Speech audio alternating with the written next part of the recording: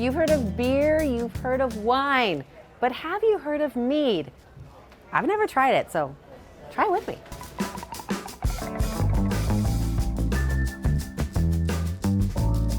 I have to confess, this is my first time at a meadery, not meatery, meadery. So educate me, what is mead? All right, so mead is an alcoholic beverage. It's defined by the fact that honey is the primary fermentable ingredient. Just like grapes make wine, yes, barley makes beer, and then you can do all these other things, right? So we ferment, like if you take honey, water, and yeast, that would be a traditional mead. Okay. So we're reversing what the bees did. So let's talk about the birds and the bees for a second. So bees go out after they get like directions from the other bees on where the best nectar is. Sure, the hive tells you. Totally. They take a sip, and on their way back to the hive, they have a honey sac with enzymes that starts converting that into what will become honey. They actually regurgitate it into the hexagon honey cells, seal it up with wax, but before they do that, they have to line up and flap their wings to get the moisture content of the nectar below 18%, or wild yeast and bacteria in the air around us would be fermenting that, and they'd be making their own mead. So they stabilize it. Stable in alcohol means it won't ferment on its own. So then we reverse the process by adding in water or fruit juice. So we use wine grapes and raspberries and cacao nibs and vanilla beans, and we've made almost 500 products in 11 years. Okay, I'm gonna make you brag because here we are downstairs in this little meadery in Prescott, Arizona, but this is an internationally famous meadery. It really is. So when we started making mead, we started winning awards in the biggest mead competitions that exist. And we started to get a following from some really amazing craft beer geeks.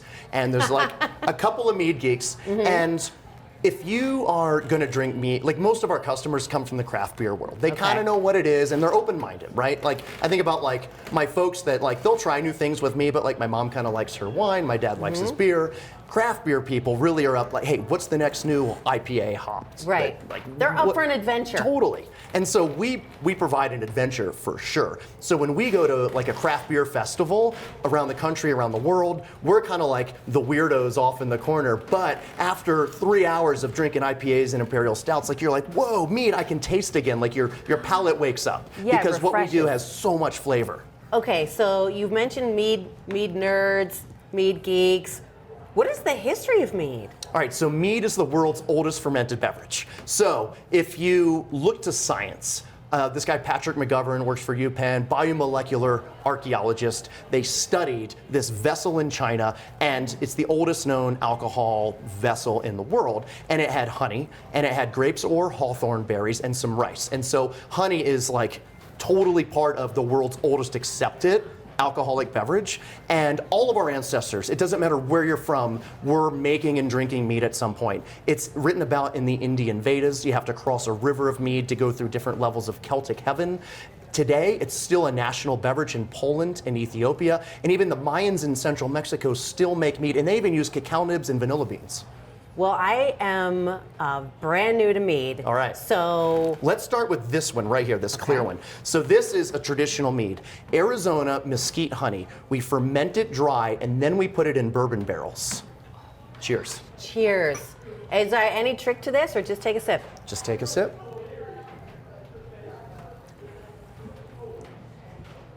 That is the most delightful thing that has ever happened to my palate. It's crazy, right? And that's 16% ABV. And contrary to a lot of what we do and what people, if you think of mead, you think it's honey, it's sweet, which is true a lot of times. This is bone dry.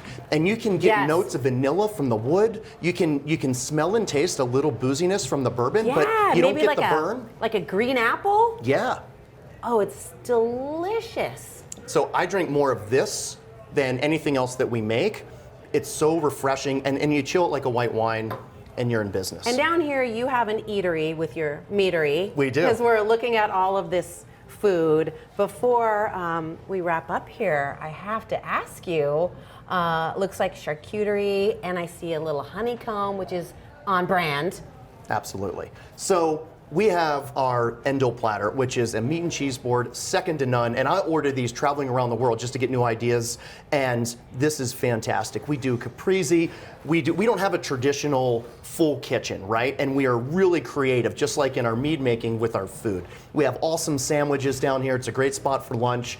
We've got this honeycomb and fruit over brie cheese. And we're always coming up with new things. I have learned so much. I'm so honored that you had us here, and obviously it was very nice to meet you. It was nice to meet you as well. Meet you. Let's do a toast with, this is a piment. It's when you ferment wine grapes and honey together, and this was in oak for 2 years. California Cabernet grapes, Arizona honey. Cheers. Cheers. Oh, you knew I would love that because I love a cab. It's like a late harvest wine, residual sweetness. You can taste the grapes, you can taste the honey, and it's balanced with alcohol and tannins from the oak. It's fantastic. Balanced, all right, and I'm about to be imbalanced.